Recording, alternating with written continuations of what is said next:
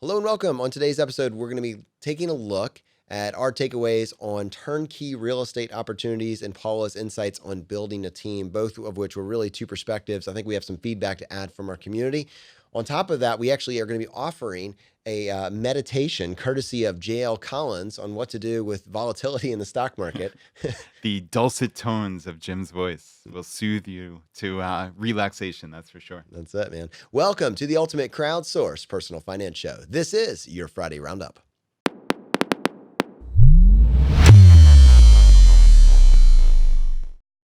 All right, super excited to dive into this episode, and to help me with this, I have my co-host Brad here with me today. How you doing, buddy? Hey, Jonathan, I'm doing quite well. Yeah, how are you recovering from our CrossFit workout this morning?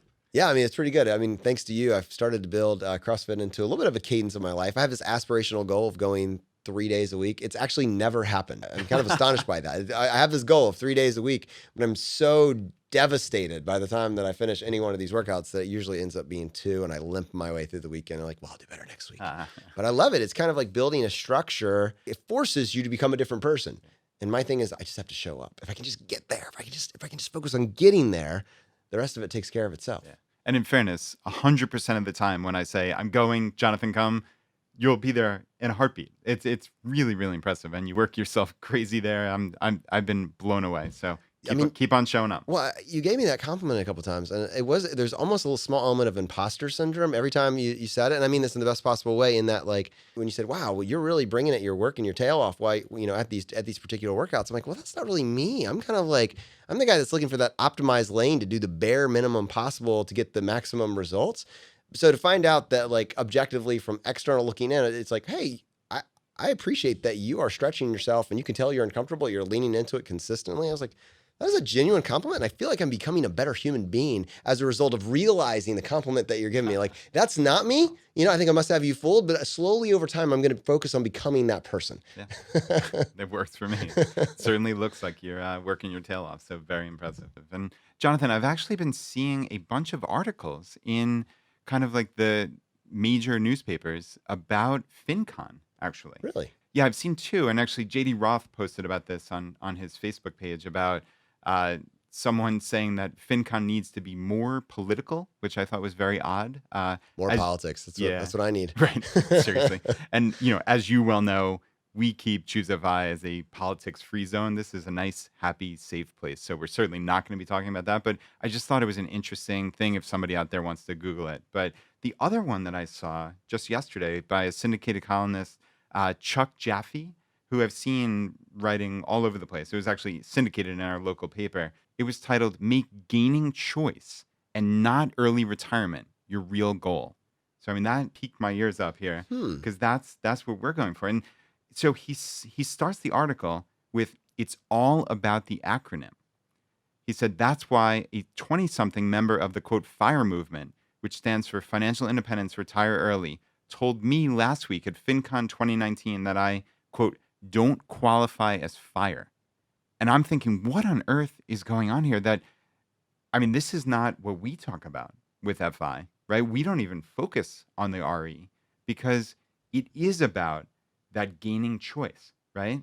And Chuck continues here to say, I'm not naming him because I actually admire his push to get out of debt and take control over his financial life, even as I couldn't understand how anyone could suggest I'm, quote, not FIRE. Financially speaking, look at any scale designed to say who is prepared for retirement, and the math in my retirement and investment accounts shows me as being ready to quit now.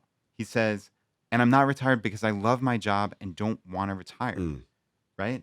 This is, speaking exactly to what we talk about here. He's speaking to my soul. Right? I don't particularly want to be FIRE, he said, but I wish people understood that retiring early shouldn't be the goal of achieving financial independence.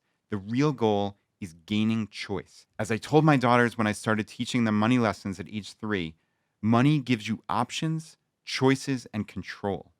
My kids are nearly the age of that FinCon blogger. To date, they've avoided the problems he brags about overcoming. And he actually goes on to say, which is funny, none of the FIRE members I have met who, quote, retired early have actually, retired. They may have quit traditional day jobs or left the corporate world for something less structured, but they're active in their communities and in life, often teaching or coaching, helping others learn financial responsibility. and volunteering, taking jobs or projects that they find meaningful and more.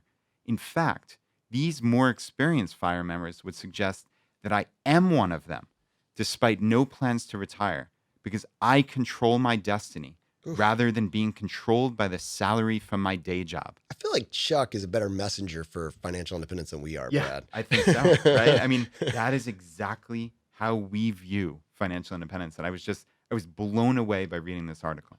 All right, so MK, can we reach out to Chuck and see if he wants to come on the show? She's giving me a nod in the I see the affirmative. nod. I We see can the make that nod. happen. We'll reach out. But honestly, this is it. I think we've been trying to communicate this very close to inception, if not right there on day one. This is about options. There's no downside to having more options in your life, and financial independence. That's what it gives you. I mean, this is the heart of this. I want everyone to be able to have the choice to walk away. I don't want everyone to walk away. I want everyone to be able to have the control that when pressures of life are coming at them, they're able to make the choices that are in their best interest, not just based on what the money is telling them to do, but they're able to look at their life and their values and say, this is what I want to do. It's a proactive, intentional choice, not a reaction to life's overwhelming pressures. That's what financial independence gives you. Retiring is a interesting quirk of that choice, that you can do that, and many people do, but it's not the end. It's not the end all be all. Rather, it's almost a natural pivot, maybe when you made these choices at 17 or 18. And for many people, I think like 70% of people express some level of discontent in the current career or structure or exact job that they find themselves. If you get to the point where money is optional, working for money is optional, you're probably going to make some decisions to realign your time with whatever activities it is that you want to be doing. And I think often those activities will be in the form of a job. It's just not going to be in a job that like destroys your psyche, feels like you're just slowly driving or commuting your way through traffic to your grave. Wow, that's quite a visual there, Jonathan. But no, I certainly agree. And yeah, I mean, I think Chuck hit it on the head here. I mean, I know maybe one or two people who would consider themselves fully retired after reaching financial independence. And even those two, they're still doing things, right? They've just changed what the word. So we're saying it's not about retirement. They're just saying, well, retirement doesn't mean what you think it Right, means. right. So Exactly. it just depends on which way you want to combat it. And to this point, I love that Chuck is like standing up and saying, look, this is what I want to do. Yeah. Don't tell me that I'm not part of the community. Yeah. This is what I want to do. And so I think the positive here is that this is a massive tent, and finding the paths that people have chosen, finding the jobs that people are doing that genuinely light them up. There's some value there, I mean, if honestly, what if what we're combating at its heart is this statistic that says that 70% of people are unhappy in their jobs? Maybe this is all at some levels all about helping you get to the place where you are just doing work, doing a job in a profession that just thrills you. But before, you just didn't have the confidence to pursue it. And tied to this, Brad, speaking of jobs that you love that maybe don't show up on a top 10 jobs of 2019 Google search, interestingly enough, someone was commenting in the Facebook group, hey, I was down in a coastal city with my family on vacation and I saw the coolest side hustle ever. There was an individual that was helping people learn how to build these amazingly epic sandcastles. You know how like when you go to the beach and you're trying to like build something just being like a circle and you dig a moat? Well, like some people can take that to the next level and you get full on castles with spires and banisters and all this crazy stuff. It's nothing I've been able to pull off, but there's individuals that have like literally dedicated their lives to this art form. And there was a very interesting response, a serendipity, if you will, on that thread.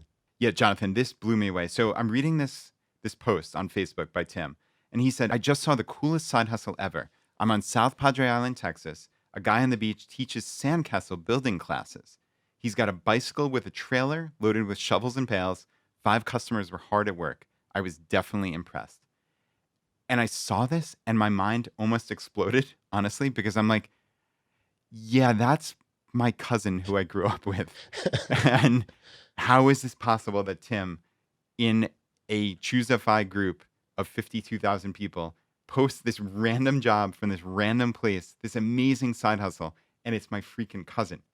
It was, I mean, the small world of that is beyond belief. So he actually said, he gave me the guy's number or from the business card, and I looked it up, and lo and behold, it was sandslave.com, and it was Dennis Barrett building sandcastles in South Padre Island, Texas. And I mean, what are the chances of it, I mean, we're right? like, I don't really keep track anymore, but we're approaching 300 episodes. And I've never heard of your cousin that is following this path. Like, why does it take 300 episodes for you to talk about literally the coolest person in your family? Yeah, he definitely is the coolest person in the family. He's lived this unconventional life for decades now, and as long as I've known it, he's been doing these kind of crazy side hustles.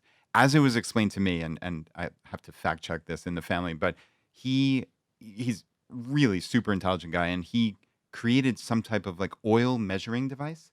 And again, as I understand it, he's been living off of royalties and such from that, and Hmm. just living this amazingly exciting life in this beach community in Texas. And when he came up to visit us in New York about 15 years ago, we all went down to Robert Moses and built these like insane sandcastles, and it was just the coolest thing. And yeah, again, super small world story that Tim mentioned. Saw this random guy on the beach with the coolest side hustle ever, and it was my cousin.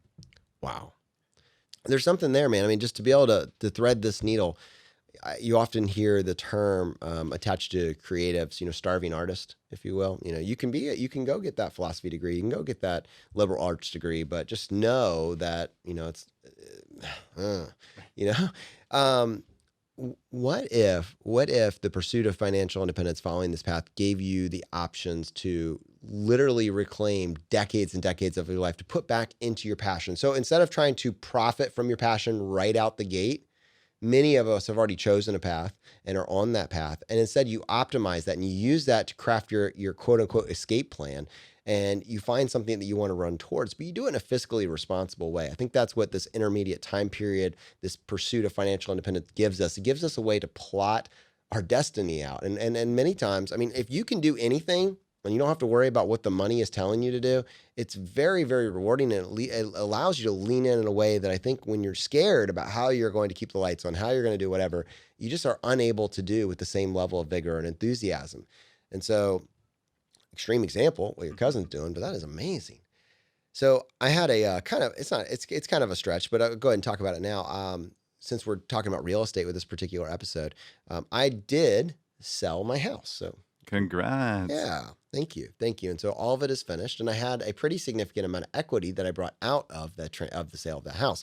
And as I was sitting on this equity, trying to figure out how to deploy it, deploy my capital, I realized that this might be a useful thought exercise for people in our community, because many people in this community and all around the world at some point in their life will receive some form of windfall. Now, in my case, we're just talking about equity from the sale of a home, but many people will have equity in the sale of their home. It's been appreciating over time. They've been paying down the balance. Maybe they move from a high cost of living area to a low cost of living area. Maybe they receive some form of an inheritance. Maybe it's a massive inheritance. Maybe it's just a small one. But for many people, at some point in their life, they will suddenly receive a lump sum of money that is multiples of anything that they have had just sitting in a bank account up to that point. And when that happens, panic strikes, because you don't want to do anything stupid, right? You don't want to just blow it all. You don't want it to disappear. You want to be responsible with this, and you want to deploy it in a way that really sets you up for the best possible success down the road.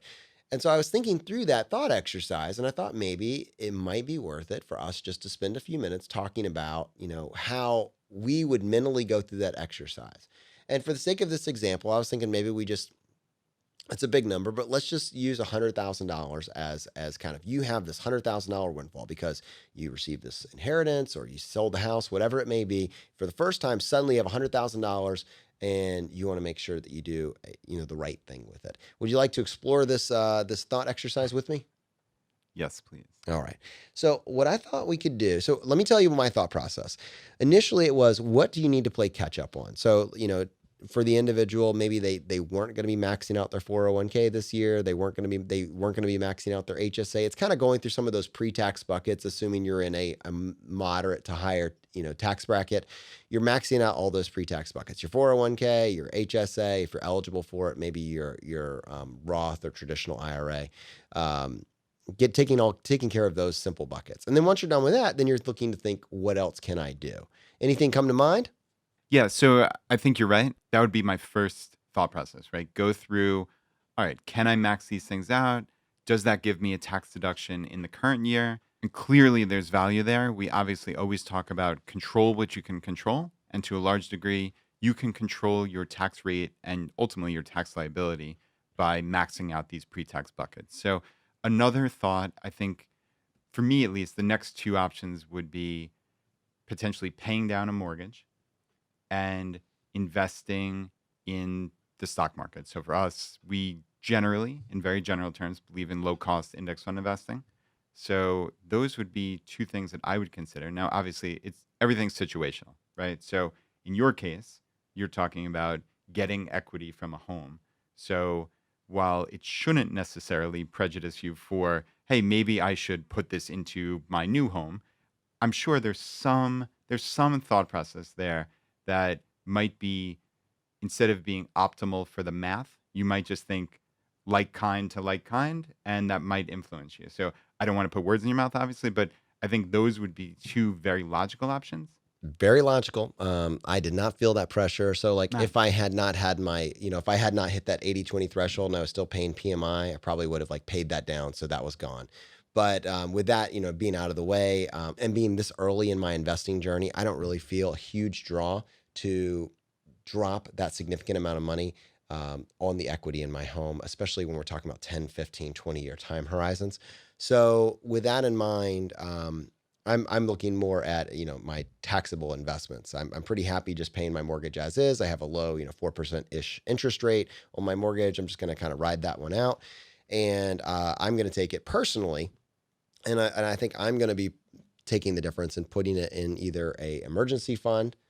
And having a high yield emergency fund, so like a savings account. We talked recently in past episodes about like a CIT bank, and there's a couple out there. Ally is another high yield savings bank. We're big fans of CIT, and that particular one, I think they have one of the highest rates out there right now. It's like a 2.2% interest rate at the time of this recording.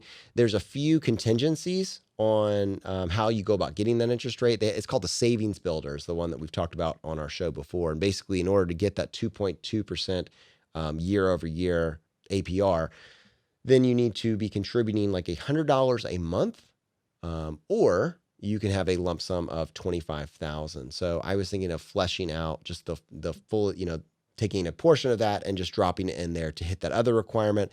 I was talking to CIT about this with Ed. I was talking to them about how it would actually work, and they were telling us that in order to get that 2.2% APR, they're actually really flexible about how you're funding it. Like, this is interesting. I was like, really? You guys are like cool with that? I mean, but basically they said, we want you to get the 2.2% savings rate. And the big thing is we want you to be using it and feel comfortable with this account.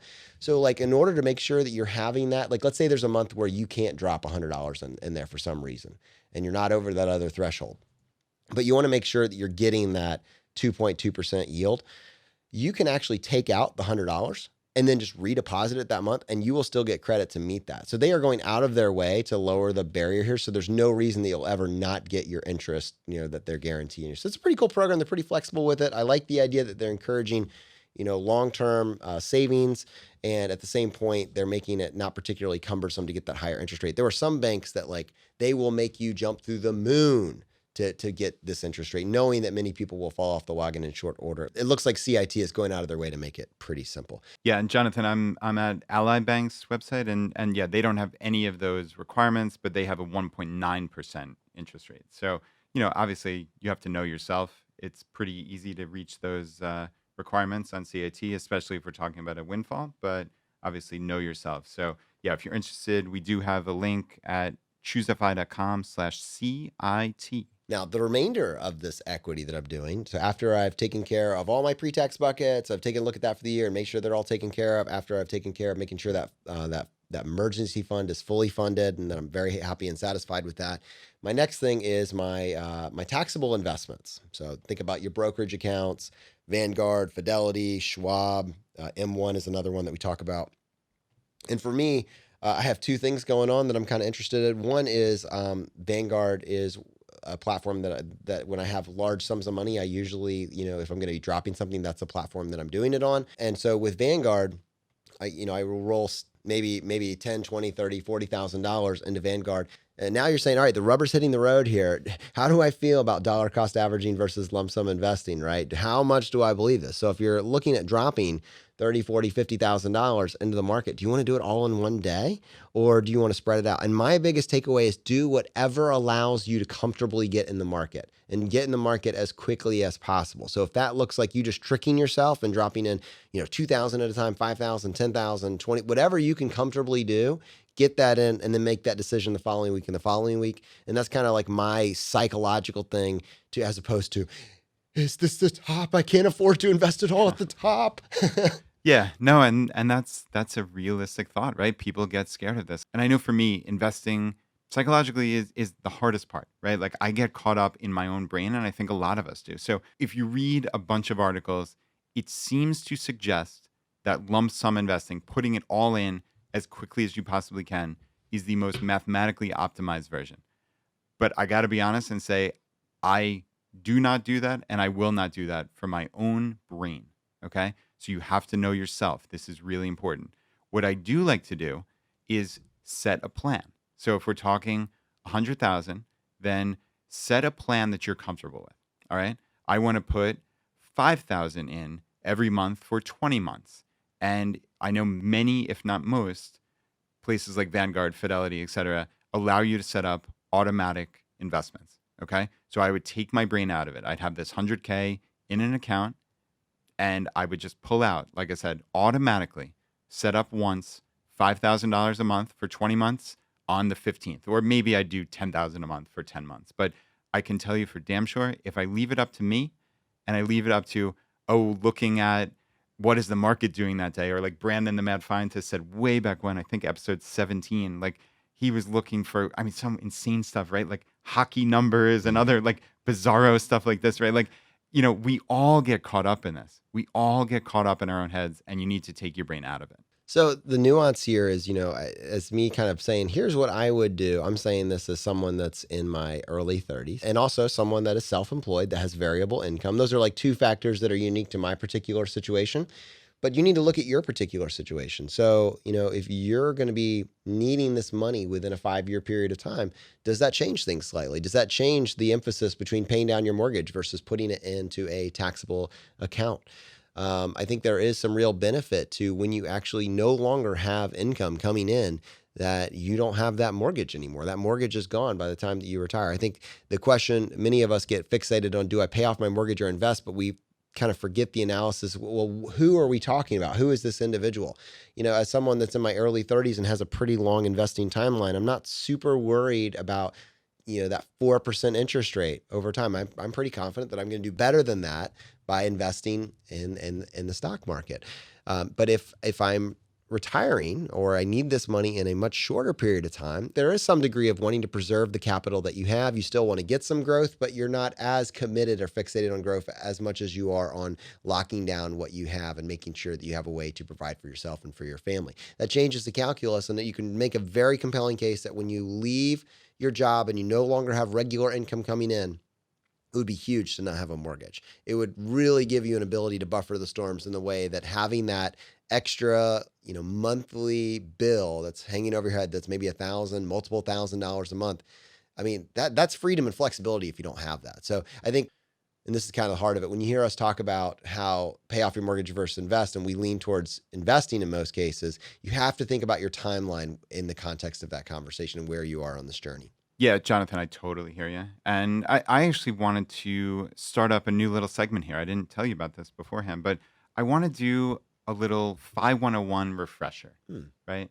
There's so much information over these hundreds of episodes, and someone coming in right off of the street and having never heard all of those episodes, like I'd love to have just like a little tidbit, just even a minute or two, like FI101 quick hit. Okay. So let's go back to the way beginning and just say, for me, one of the most important things you can do as far as getting a 100% return on your money is see if your company has a 401k match. Okay. This is one of those absolutely foundational items for FI and investing generally.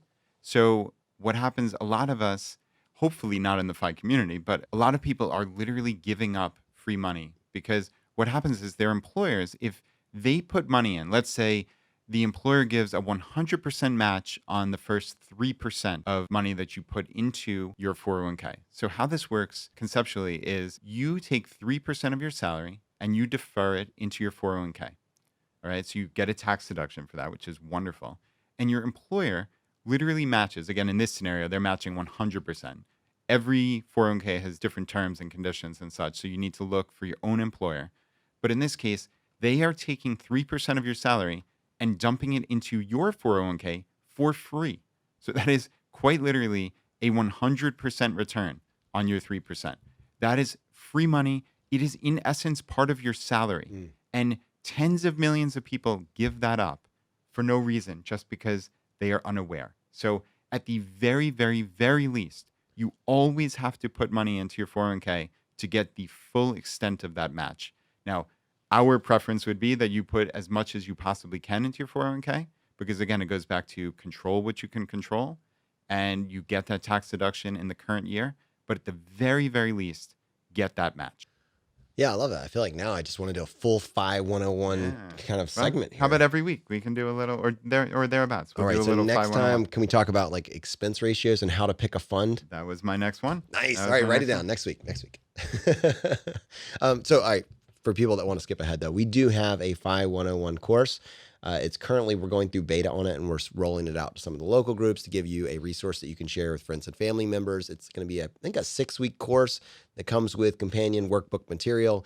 If you want to do that, I should say it's completely free.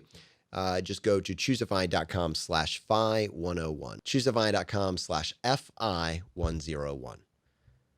All right, now, Brad, I think you teed us up to do a meditation on this episode today. Now, give us more details on this. Yeah, Jonathan. So this was very interesting. I saw on J.L. Collins' website a couple of weeks back a guided meditation for when the stock market is dropping.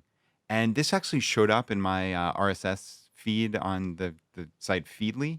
And I actually thought that it was completely satirical and there wasn't a meditation. So I'm embarrassed to say that I didn't click over to it at first, because I just thought it was a total joke. But then we met. Like total joke is in funny joke. Yes, as in completely funny joke. I wasn't sure there was an actual meditation, but then we met Elizabeth Andrews at FinCon, and we actually had her on a voicemail a couple of weeks back. She called in on her birthday, and we met her at FinCon, and she had actually just been to the recent Chautauqua in the UK. And I guess this was kind of her idea originally. Yeah, she said she came up with this idea, got the project rolling, and got Jim excited about it. And we all know how amazing Jim's voice is, right? And Jim's daughter, Jess, who we met at Chautauqua last year, she did the video production. But I'd really, really like to play this meditation right now. I just think it is phenomenal. And it gives you just that little bit of comfort. And I never tire of hearing Jim's voice. So, yeah, even though they did a video of it, and we can link that up in the show notes, let's do the audio now. So, Brad, before I hit it, let me just do the setup for this, which J.L. Collins, his website, jlcollinsnh.com. That website is a phenomenal resource, by the way, for introducing the stock series. If you haven't yet checked that out, you should go to the site this week as one of your action steps. But the description of what this meditation is: the market is plunging. You're starting to panic. You want to hit the sell button. Don't! Tune in to this relaxing meditation and let the soothing voice of J.L. Collins help you embrace this wonderful market cycle. Wow. All right, let's go ahead and tee that up. A Guided Meditation for When the Stock Market is Dropping by J.L. Collins. Welcome to this guided meditation for your journey to financial freedom. Let's begin. Find a comfortable place to sit. Breathe in and out. In and out. Settle into your space. Now, slowly close your eyes, or perhaps hold them half open and unfocused. Breathe in and out. In and out. Focus on the sound of my voice. Breathe in and out, in and out. If you are listening to this, you are working on building your wealth with regular investments into VTSAX or a similar total stock market index fund. Or perhaps you are retired and have a portfolio balanced between VTSAX and VBTLX or a similar total bond market index fund to smooth the ride. And now, the stock market has taken a dip. Or perhaps it has dropped about 20% into what is called bear market territory. Or perhaps it has even crashed further. Or you are worried it will. For the purposes of our time together, let's assume it has. Relax. Focus on the sound of my voice. Breathe in and out. In and out. In this relaxed state, let's acknowledge what you might be feeling. Perhaps you are afraid. After all, you are hearing the voices of panic all around you. Perhaps your stomach is clenched and your nerves are beginning to fray. Now allow those fears and tensions to melt away as we focus on what we know as index investors. That is, the ride may be volatile, but the market always goes up over time. Turn off all the screens, put down all the newspapers. Tune out the voices of panic, especially those in your head. Step away from the noise, gather all those fears and tensions, and on your next exhale, breathe them out. Feel your stresses release and drift away. Take a deep breath, exhale, relax. Focus only on the sound of my voice. Everything is going to be all right. The talking heads are wrong, as they always are. The stock market is not going to end. The world is not going to end. Everything is going exactly as we expected. This is all a perfectly natural part of the process. Market drops, bear markets, crashes are all to be expected. They are a perfectly natural part of the process. We have been expecting this one. We know what to do. Nothing. We do nothing. We know deep in our minds, deep in our gut, this is natural, and it will naturally pass. When it does, the market will resume its relentless rise. We simply wait. We do nothing. These periodic, expected, natural drops are what we accept as part of our wealth-building journey. They are a part of the path. They are what lead to the long-term gains we seek. They are welcome. Everything is okay. Everything is as it should be. You are going to be fine. Your money is right where it should be. You are right where you should be. This too will pass. The market will rise again. The market will fall. Then the market will go up again.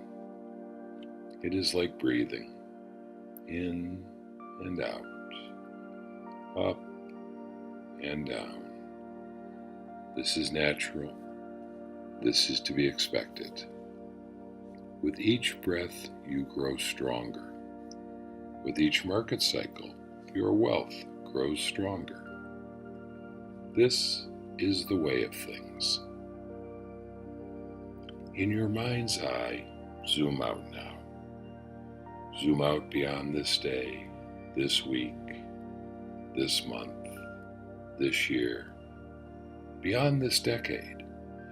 Zoom out until you can see the big picture. Envision the historical trend of the index. You can see it. It grows, and then it dips, but it always recovers to new heights. Over time, it climbs and climbs and climbs. You know this. You have seen this. You are on this trajectory. Your money is growing, and you don't have to change a thing. If you are working and building your wealth, keep adding to your investments as before. You are buying them now on sale. If you are living off your portfolio and now holding bonds, here is the opportunity you have been holding those bonds for. When you rebalance your portfolio, that money flowing from those bonds into stocks is buying those stocks on sale. You are unconcerned with this temporary dip in the price of your shares. You know you still have the same number of shares as before. You still own the same piece of all those productive companies in the index. You still have all those people in all those companies, from the factory floor to the CEO, working to make you richer. And now, with this wonderful market drop, you can buy still more of those shares on sale. Perhaps you even adjust your spending to free up more money to take advantage of this wonderful opportunity. Continue to buy as much VTSAX as you can, as often as you can, and hold on to it forever. You will be fine. Stay the course. You are doing just fine. The market is fine. This is all very normal. This is all entirely expected. All that panic is only for media ratings. It is not real. The end is not here. This is but a pause in the market's relentless rise. Nothing more. Stay the course. Keep calm. Keep it simple. Keep investing. Stay invested. Ignore the noise. Let it drift away on the breeze. Now, slowly open your eyes. Notice the world around you. Everyone who loved you before the market drop still loves you. The earth is still rotating on its axis, taking us from day to night and back again. Children still laugh and play. Puppies still wag their tails. The sun still shines. The world is still a beautiful place. And you are yet one step further in your journey to financial freedom. You have met this test, and you have won. Recommit to your plan and continue confidently on your simple path to wealth. And now, go do something wonderful in this wonderful world with all your wonderful freedom.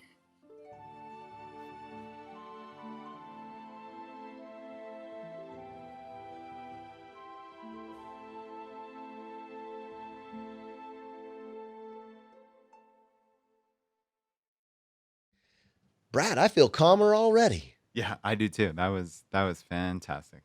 And yeah, just love the way that Jim frames this. I think it really is important. Like I said before, it's so easy to let our brains just screw us up, frankly, when it comes to investing. It's so easy to buy into the hysteria. And sometimes You just need to take a step back. And yeah, I really enjoyed that. So I think what we could do, just because our Friday roundups are like a awesome mashup, of clips and ideas and segments that we kind of piece together to bring the episodes home. It makes it kind of hard if someone wants to go back and find the specific meditation. What do you think about maybe this week and this week only, us dropping this meditation as a standalone episode on Wednesday, just a 10-minute clip that people can go back and reference anytime they want if they want to listen to it? What do you think? Yeah, that's super cool. Let's try it. All right, we'll set that up. So you're listening to it now. This Wednesday, we're going to drop it as a separate, standalone, small clip, small episode. And if you want something to share with that friend or family member that is questioning your choice to stay in to long-term investment, they're questioning your strategy on this, you can just say, it's going to be okay. Listen to Jim's meditative voice. All right. So let's go ahead and switch gears and just talk for a few minutes about the episode with Paula. We got a couple comments actually about this particular episode that I think would add some insight. So to set the frame, this episode, this past Monday, we talked about turnkey real estate investment and building a team, both of which might be part of a natural process of diversification. As you start to get better at real estate, you might try to explore other ways to do it, and you might start thinking about scale and grow.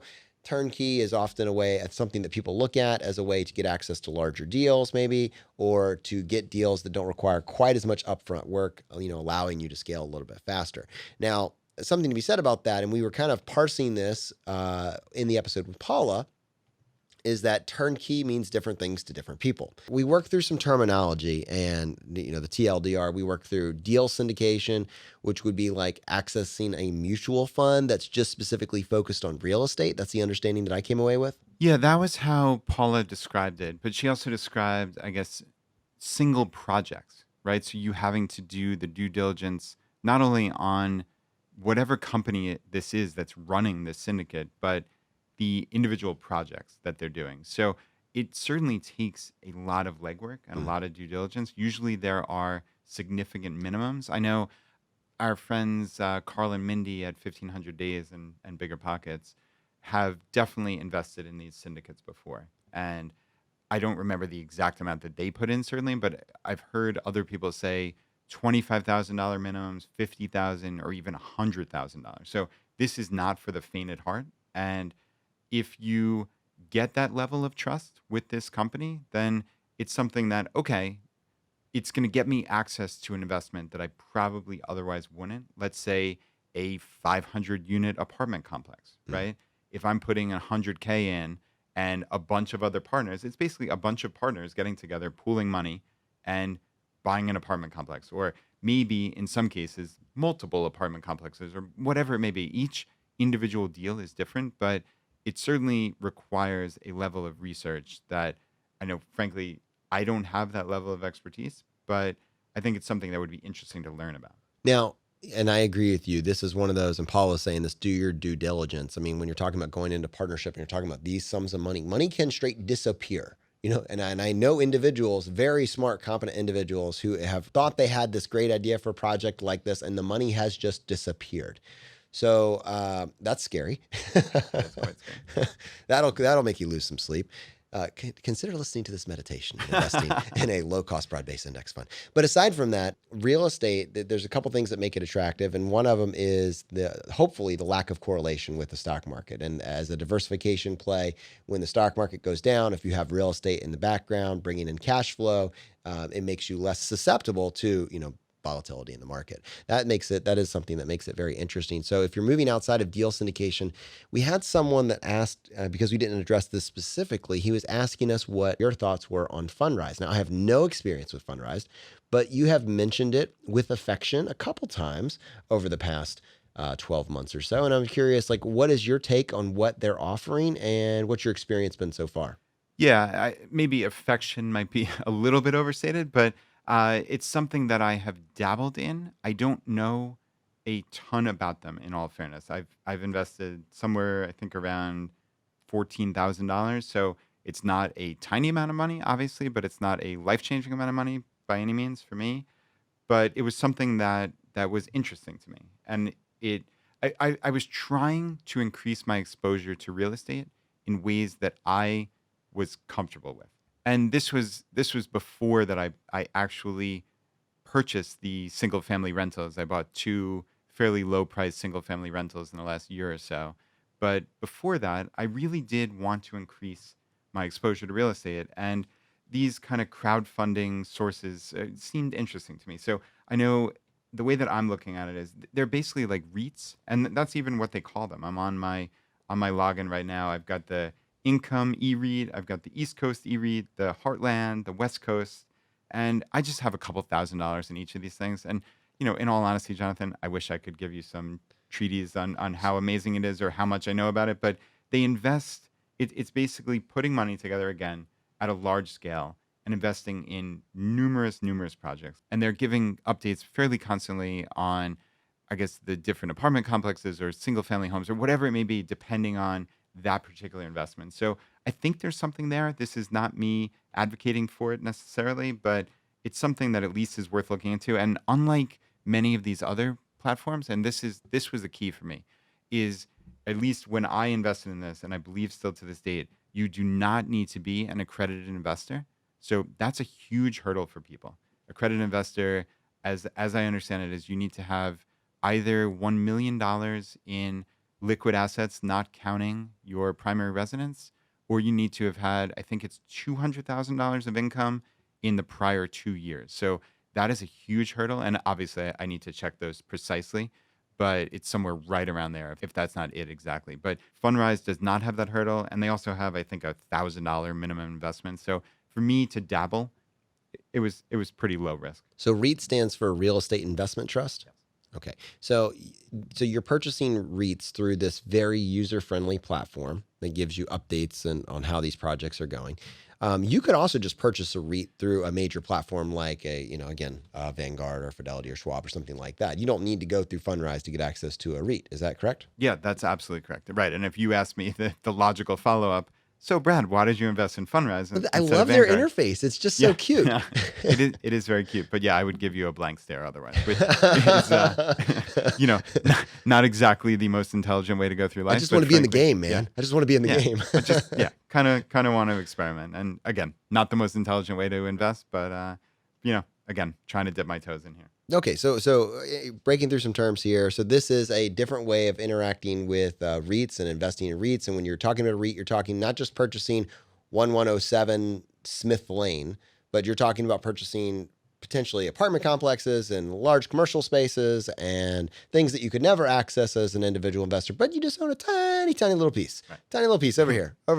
And, but I guess there's less risk of your money walking away, hopefully.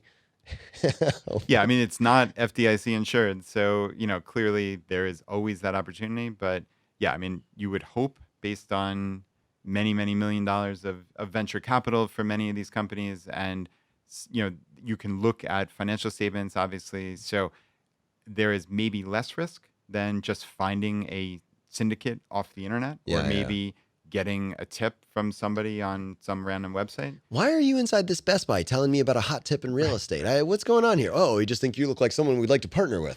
Well, what is it about me? Oh, okay. You have that look, John. You have that look, damn it. All right. So we just covered deal syndication, then we covered Fundrise as a way to invest in REITs, and then we're a couple others. So turnkey, what does turnkey mean? So there's a couple, we were kind of splitting the difference with Paula, and one was someone just says, I'm going to do all the work for you, and then you can just purchase it at this price, and it's just turnkey. It's just good to go. Your tenants are paying the rent, everything's set up. And Paula is saying, well, no. First of all, why are they doing that? What are the margins? What is it costing you? And honestly, if all that's freaking you out investing in real estate is just placing a tenant, then that's just a skill set you can and should cultivate. And honestly, one of the things that stresses me out the most is having to deal with old tenants that I didn't place myself because someone else's standards are different than mine. I was like, whoa, that makes sense to me.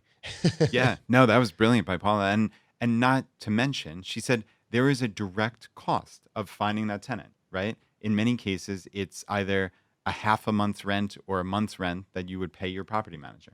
So that is what you're getting. That's the big premium you're paying in many cases for these turnkey companies. And yeah, I mean, Paula really opened my eyes to saying these turnkey companies, what they're doing, they don't necessarily have the same incentives as you, right? They're not looking for the long term. So when they're renovating these things, when they're flipping them in essence, they're just in many of these companies, I suspect, are just, it's like lipstick on a pig type scenario where they just want it to look nice. They don't care if they bought the best quality materials that are going to last for 50 years. They want to sell this thing, Yeah. right? So you have to always line up your incentives. And I think, yeah, where Paula was thinking was clearly, and it sounds like she has a history of being aware of these turnkey companies. Honestly, I don't think you and I even knew that existed, right? She's saying they find the place, they negotiate, they renovate, they even possibly find you a tenant. One thing that you and I had looked into just in passing was a company called Roofstock. And that is basically, as I understand it, just a marketplace. So they're basically vetting single family rentals. And if they get 100 that come their way, and we actually spoke with some people at Roofstock, they're not putting certainly all 100 of those on the marketplace because their reputation is based on their marketplace. So I think they said about 95% of them just get axed before they even make it. So it's about 5% are Roofstock certified to make it to this marketplace. So it seems like their incentives are slightly more aligned. Yeah, I was In thinking the same thing. I know people that love Roofstock. I haven't used it personally, but I know people that love it. And to me, that doesn't seem exactly like what Paula is describing. Rather, it is a marketplace set up end to end to give you the information you want. With the MLS, you're trying to extract the information, figure out how to make it fit your model, and then figure out how it works, and then add that. Like you had Roofstock's giving you as an investor all the information you would want to consider these different properties. And so they're doing that first pass. They're getting rid of the garbage. I'm not saying they're getting you to like 99 percentile. But they're making it a lot easier for you to aggregate the information to make an informed decision. To me, that seems like a reasonable approach.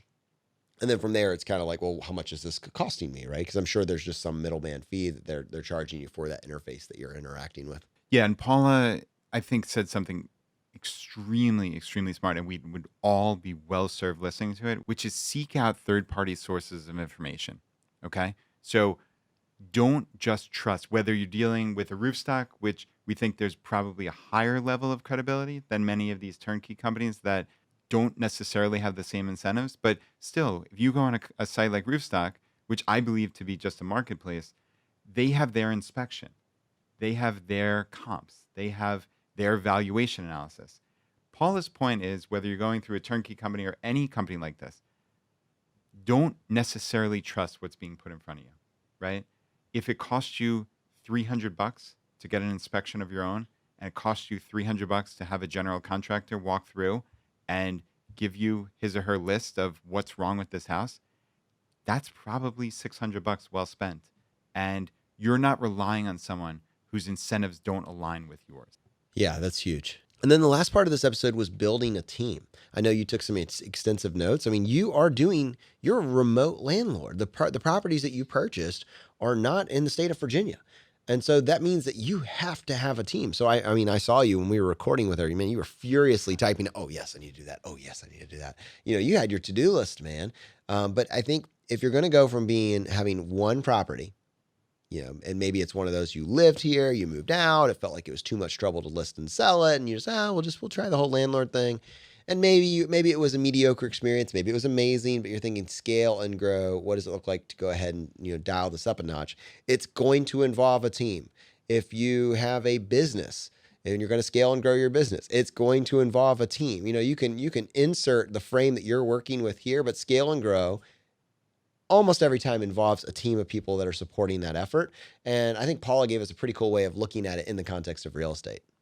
Yeah, agreed. I think Paula had some cool examples here. And the first, and I never, Jonathan, if I lived to 1,000, I never would have thought of this. You might live to 1,000. I've seen those kale shakes. But it was, look at the advertisements for homes for rent in that particular neighborhood, right? And look for the best written ones. Put yourself in the shoes of someone looking to rent. What would get your attention, right? Look for who's really just mailing it in, who's putting some garbage description, some grainy photos. That clearly is not someone you want to work with, right? She's saying if they put that little effort into the listing, how little care will they put into managing the property, right? I mean, their biggest job is to get renters in there. And if they're doing a garbage job on the listing, that is not someone you're interested in. And she followed that up by saying, look at the listings of, let's say, so you've culled that list, right? Maybe there are 5 property managers and you see 2 or 3 of them have kind of garbage listings and 2 of them you think pass the bar. Well, jot down those listings on that day. So we're recording this on September 17th. Jot down, this company has these 5, this other company has these 6, and then check back 2 or 3 weeks later and see how many of those are still available for rent. This is, Jonathan, this is brilliant, right? Like if 5 and 6 are still available, I'm not sure they're doing such a great job. If one company has only 1 of those still available and the other has 6, you've just gotten a whole lot of additional information. So again, I think that's the best framework I've ever heard for just kind of initially vetting a property manager. And then obviously you have to be comfortable with them. You need to talk with them. You need to get an understanding of what they provide. Clearly, all that stuff is crucial too. But man, what a great way to just cull that list from really no information otherwise. And one of the things I liked is honestly how simple it is. This is a pretty simple proposition. You need a property manager. You need to learn how to vet a property manager, and you need a handyman. And you need to figure out a billing model that's going to incentivize a very responsive handyman and someone that you can work with, that you can trust, that can also be an advocate for you when you need to bring in more expensive subcontractors. Someone that can kind of make sure that you, as this rookie investor, isn't always paying top dollar, isn't always the highest paying single family investor on the block. Someone that can help you to do competitive market bids on projects that you need to have accomplished. Have an advocate. And so that involves having someone on your team that's incentivized to watch out for you when you have to bring in these other one-off type contractors. I think there was a lot of really valuable information there. Yeah, agreed. And just in summation here, this quote from Paula, I could not read. Passive income is not a euphemism for free money. Passive income is front-loading the workload so you can enjoy the rewards down the road. That says it all. All right. Well, I wanted to switch gears here and take a couple minutes and just discuss some very interesting information that we got when we took a survey. So we posted a survey in our Facebook group, 50,000 people. We actually got 1,500 responses. And as a team, we've been kind of going through some of that information and figuring out how we can best serve our community with that. And there were 2 patterns that came apparent. One of the things that people love about the show is they feel, or they were expressing, that it reaches them where they are. And many times I think I kind of sense this pattern, this theme, that I think many of us feel stuck just for various reasons. Like either life hasn't turned out exactly the way we thought it was going to turn out. The opportunities haven't opened up to us the way we thought they would. The job market hasn't been exactly what we thought it would be. Our education didn't take us exactly where we thought it could go. Our creative side has kind of been bored out of us, and we just don't really have room to explore that. Our relationships, we haven't been able to lean into them to say, whatever. I've started to see a little bit of a pattern there. People expressing that they felt stuck, in the show in many ways has been a conduit for them to feel like they're moving forward again. That's really encouraging. The other piece of information, MK, actually want to bring this up to talk to you about, is the sense of the actual sense of community. Now, we've been a crowdsourced show, and the heart of this has always been the community, but I feel like we still have some work to do based on the data that came back in the survey. Yeah, so there was definitely a lot of great feedback about our local groups and local meetups, which was really great to hear. But it turns out that only 35% of the audience that responded feels like they can share their FI goals with someone else.